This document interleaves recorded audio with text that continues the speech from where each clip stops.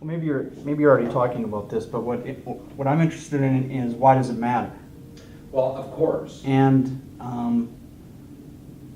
which gets back to your earlier discussion from Echo and Reverb, and that is commercial success, whenever it occurs, is that a direct reflection of the culture or the zeitgeist of a particular time? Is it an imperfect representation of that, or is it a perfect representation of that? And it gets to the whole question of commerciality as our representative of what matters to us. And what is it that measures, really? What is it that measures, and does it serve that function? Okay, I have to, as a scholar, answer that it's different after a certain period of time. So the answer to the question is that really up to and including the manifestation of a new kind of pop music that comes forward before the end of the 21st century. I think that there's a direct correlation between what becomes commercially viable and that which is really, if I understand you correctly, that which is really the zeitgeist. Or this is not rocket science. If you have one listening audience, there's going to be more of an option for this. The less that you have one listening audience, the less that's going to be the case. But now that I've said that, let's take commerciality out of it. We are not in a condition in 2009 where we have a singular pop culture. We have many. We have many pop cultures today.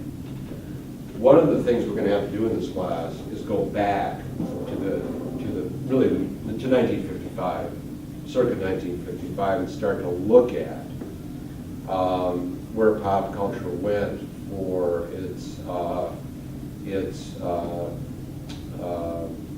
anti-self, for its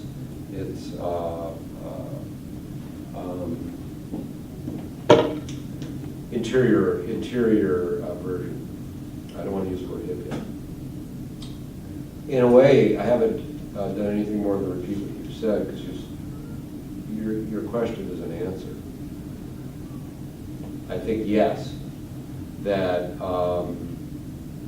but it changes. The answer is yes, but it changes and becomes less viable, that which is going to be, and in this case we're talking about the devil as part of a certain cultural, let's just keep saying cultural reality. We're dealing with an aggregate of people. Remember the definition you have of culture. We haven't even discussed that yet. We need to start doing that. It becomes less and less so that a greater number of people are listening to the same thing, and they all may be seeking the same thing, but they're not going necessarily with the same sound for it. Remember that bell curve example I gave at the beginning? Is this responding to what you're saying adequately? I guess, what I want to get to is, does he matter because of the connection he makes to the culture, right, or does he matter because of the nature of his performance? Or is it, well, I guess... I think he matters because of his connection to the culture, because otherwise why wouldn't it have been Son House? Why wouldn't it have been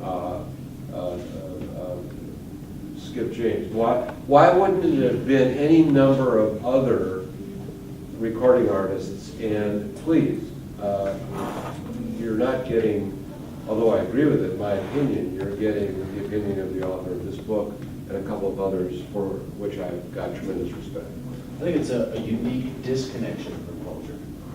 That Robert Johnson disconnects from something in culture in order to create a different version. Yes. Is that what you mean? Yeah. We're on the same page. Do we all understand this? It's very critical.